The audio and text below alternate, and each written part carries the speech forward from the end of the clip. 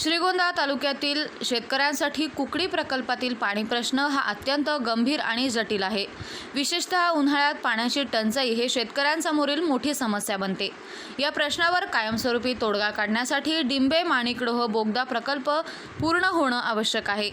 या बोगद्याच्या पूर्ततेसाठी लवकरच व्यापक जनआंदोलन उभारण्याची तयारी खासदार निलेश लंके यांनी जाहीर केली।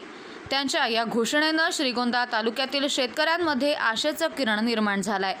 लंके यांनी यापूर्वीही जलसंपदा विभागाचे मंत्री आणि वरिष्ठ अधिकाऱ्यांशी भेटी घेऊन पत्रव्यवहार केला। या बोगद्यासाठी मोठ्या प्रमाणावर जनआंदोलन उभारण्याची गरज असल्याचं त्यांनी अधोरेखित केलं।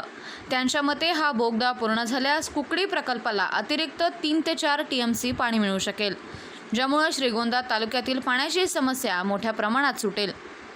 या आंदोलनासाठी ते पूर्णपणे तयार असल्याचं त्यांनी स्पष्ट केलं। टाकळी लोणार येथील कार्यक्रमात आढळगावचे सरपंच शिवप्रसाद उबाळे, कोसेगव्हाणचे उपसरपंच भीमराव नलगे, आप्पासाहेब रोडे, प्राध्यापक संजय लाकूडझोडे यांच्यासह अनेक मान्यवर उपस्थित होते।